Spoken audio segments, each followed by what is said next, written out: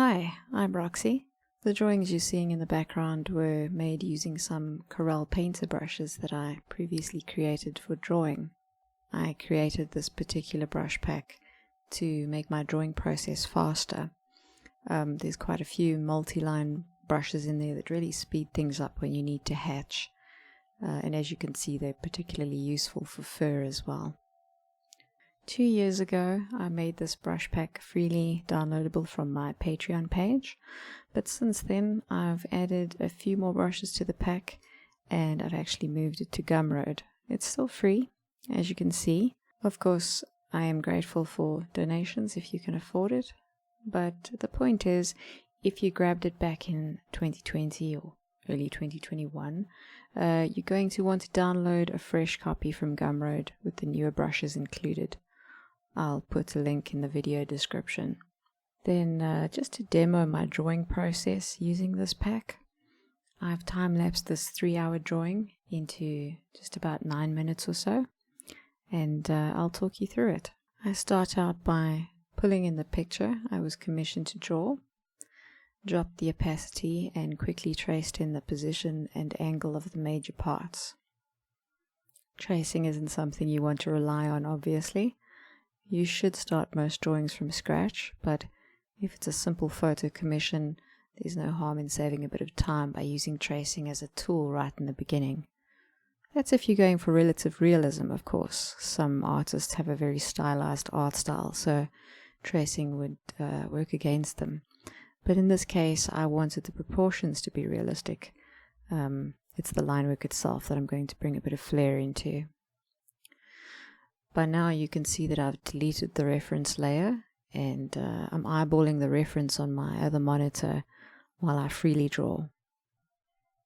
I started out by using Roxy Cover Pencil Variable. It's similar to Painter's default cover pencil, but with a few adjustments. The most noticeable being that it has a slight variation in line thickness as you vary your pressure. So pressing harder gets you a thicker line. I've switched over to RXY Sketch Hatch Messy, which is a multi-line brush. I'm using it exactly how I would draw fur using a normal pencil, short quick strokes, but because it's putting down multiple lines with each stroke, it's taking me a fraction of the time to basically underpaint that fur. Now I've switched back to cover pencil so I can detail that fur around the eye. At the nostrils I'm pressing a bit harder to get a thicker stroke to fill them in. And I use Roxy Tight Scribble Small and Roxy Tight Curl Small to get those little micro bumps on the snout. Then I switch back to Sketch Hatch Messy for a few strokes before going back to my single line cover pencil variable for more detailing. Time to start working on that awesome grin. I'm going quite dark on the teeth, but they'll still look bright enough because of the blackness of the lips and how dark it is inside the mouth. It's all relative. Then moving on to the eyes. I really want to capture the love in them, so I'm looking very carefully at the reference so I can do them justice. Putting down a nice dark base, and then I can switch to a white pencil for the highlights. That's always the thing that makes drawn eyes look alive and wet and full of emotion. I'm drawing the white on a separate layer so that I can still draw underneath.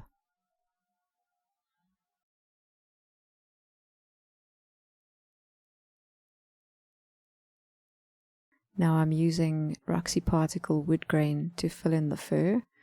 It's another multi-line brush. This one's a particle brush, and it has a slight wave to it.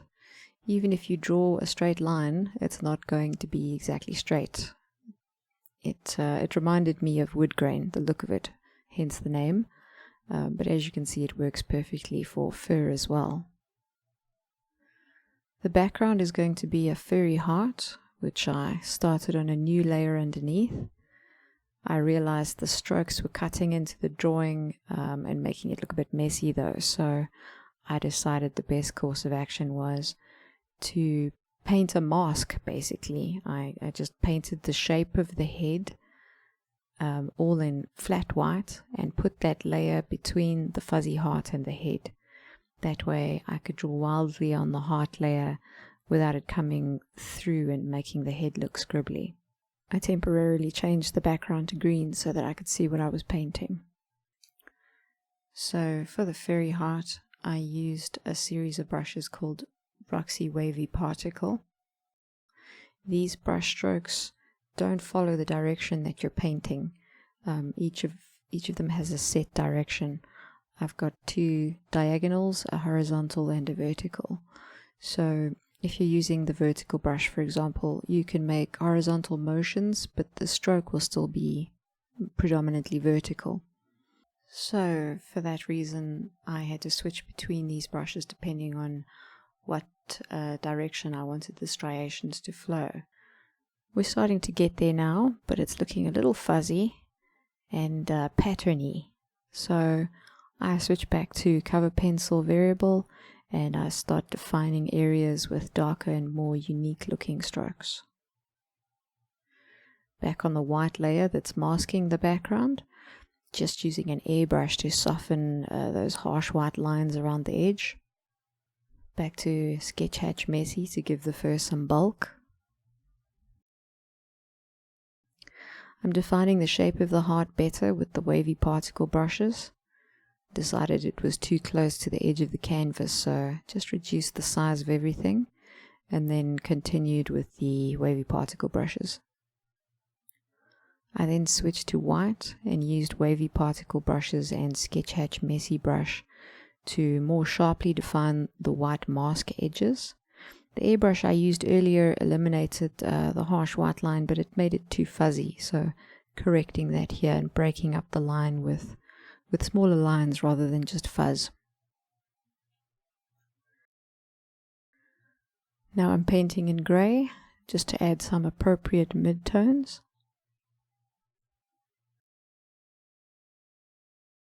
Back to white for highlights. Back to black for the shadows.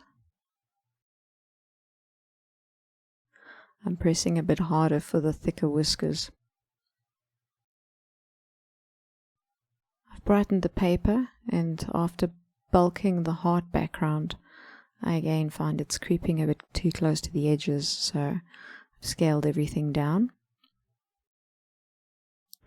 Switched over to RXY Sketcher, which is similar to the cover pencil, but it has a much wider range of size difference connected to the pen pressure, so it's great for signatures and a little bit of flair. I adjusted the background to a warmer off-white. For the Dougie's name, I started out typing with a font called Perfume Classic. I dropped the opacity, and then on a new layer I started scribble tracing it to make it match the sketchy style of the drawing. Then I deleted the original font and repositioned the scribbled text at a jaunty angle to make it look more natural. And there we have it. Hope the demo was useful for you. Thank you for watching. Much obliged if you leave a like and subscribe. And as always, thank you to my wonderful patrons. Until the next one, God bless.